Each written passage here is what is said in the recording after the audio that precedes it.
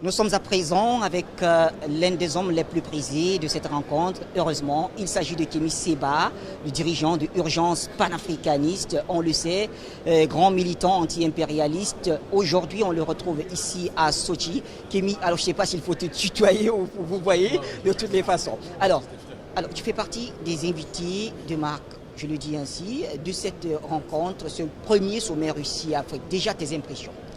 Mes impressions, c'est que tout ce qui peut nous permettre de sortir de l'escarcelle de l'Occident est positif. Lorsque nous venons en Russie, tout le monde sait que je travaille de manière rigoureuse avec les Russes comme avec d'autres pays anti-impérialistes qui luttent contre l'hégémonie occidentale dans le monde. Je travaille avec les Russes depuis maintenant environ 1 an et demi, pour ne pas dire plus. Et donc, on est dans cette démarche aujourd'hui de faire en sorte qu'il y ait un partenariat solide qui puisse se faire et une alternative crédible qui puisse se faire vis-à-vis de ce qui peut exister politiquement, économiquement avec l'Occident. La Russie a une démarche pragmatique, la Russie est dans une dynamique de souverainisme, la Russie est dans une dynamique de pousser les Africains à s'autodéterminer, c'est notre langage, c'est notre discours. Donc c'est la raison pour laquelle moi j'ai accepté de travailler avec ces derniers. Mais je le dis toujours, le seul messie de l'Afrique, et je tiens à insister dessus, c'est l'Afrique elle-même. Et je pense qu'il faut qu'on soit très rigoureux dans la manière d'aborder nos rapports avec les autres pays. J'ai vu beaucoup de gens qui disaient « Ah, ça y est, on a trouvé un autre messie ». Non, non, non. Le seul messie de l'Afrique, c'est l'Afrique elle-même. J'insiste beaucoup dessus. Maintenant, l'Afrique doit décider de manière sage, de manière lucide, de manière rigoureuse, quels sont ses nouveaux alliés et avec qui elle peut faire un long chemin ensemble. Et le but final, en réalité, c'est que l'Afrique puisse finir par se débrouiller elle-même et qu'elle n'ait plus besoin d'être systématiquement en partenariat avec les autres parce qu'on a tout sur nos sols. Mais à l'heure actuelle, pour sortir des tentacules de la pieuvre occidentale, il faut qu'on soit capable de trouver des contre-pouvoirs. Et je pense que le président Vladimir Poutine a prouvé dans le monde entier, que ce soit au Moyen-Orient, que ce soit en Amérique du Sud, qu'il est capable de pouvoir être un contre-pouvoir sérieux, solide, vis-à-vis de l'hydre impérialiste occidental. Alors, Kémy, justement, quand on rentre dans un domaine qui est le vôtre, quel est l'enjeu géopolitique d'une telle rencontre? On sait que l'Afrique, du moins ce qui est présenté de l'Afrique, on nous dit que l'Afrique ne pèse pas grand-chose sur le plan géopolitique. Qu'est-ce qu'on peut donc dire? Est-ce que ce nouveau partenariat avec la Russie va créer le déclic? Alors, on dit officiellement, ou du moins les chancelleries occidentales disent que l'Afrique ne pèse pas grand-chose géopolitiquement. Or, toutes les nations du monde se retrouvent en Afrique. Donc en réalité, tout le monde sait officieusement que l'Afrique est l'enjeu numéro 1 du monde. On parle même du Moyen-Orient, mais j'ai envie de vous dire que ce qui se passe en Afrique est même peut-être plus important ou similaire.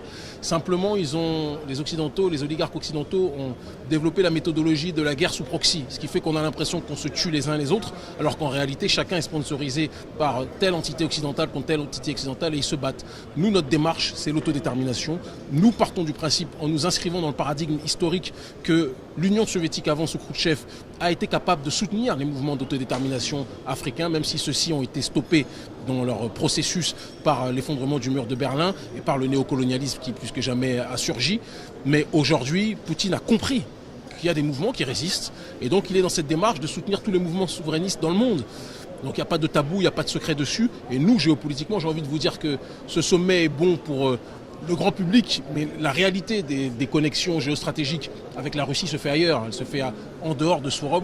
Aujourd'hui, c'est une vitrine officielle, mais le fond des choses se déroule depuis déjà un certain temps en réalité. Cette démarche russe, et ce sera notre dernière question, cette démarche russe, est-ce qu'elle pourrait aujourd'hui créer plutôt des difficultés à d'autres grandes puissances? On le sait, on a très souvent vu des grands sommets, États-Unis-Afrique, France-Afrique, Chine-Afrique, etc., etc. La Chine est toujours restée dans sa diplomatie silencieuse. Aujourd'hui, elle sort. Est-ce que cela peut créer, j'allais dire, des difficultés à d'autres? De toute façon, vous savez que la loi du marché fait que de toute façon, chacun essaye d'avancer pour ses propres intérêts. Maintenant, il faut aussi analyser géopolitiquement que la Russie et la Chine ne sont pas les pires ennemis. Ils peuvent être des concurrents sur un certain nombre de terrains, notamment l'Afrique, ça va être le cas d'ici très peu de temps.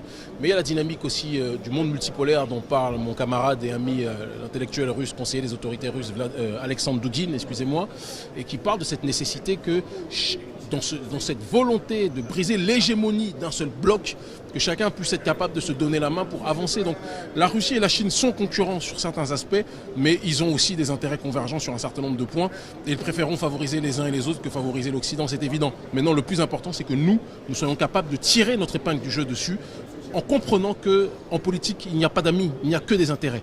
Donc je le redis, c'est important en guise de conclusion, Nous ne venons pas ici en Russie en pensant que les Russes sont nos messies parce qu'ils ne le seront jamais. Et si on se comporte comme des paillassons, la Russie se comportera avec nous comme l'Occident l'a été. Mais si nous nous comportons de manière autodéterminée, de manière souverainiste, avec un discours et des actions politiques fortes qui vont dans ce sens-là, de la valorisation de notre patrimoine, je peux vous assurer que la Russie va nous traiter autrement. Et moi je le vois, c'est-à-dire que petit Africain que je suis et mon ONG que nous sommes, la manière dont les autorités russes peuvent respecter notre travail peut donner matière à réfléchir par rapport au nouveau monde dans lequel nous vivons. Aujourd'hui, on ne respecte que ceux qui se prennent en charge, pas les mendiants. Et c'est un langage et un message que j'adresse à toute la jeunesse africaine. Arrêtons d'attendre des autres ce que nous pouvons faire par nous-mêmes. Et il n'y a que là que nous serons respectés par les autres. Merci Kémy Séba. Merci.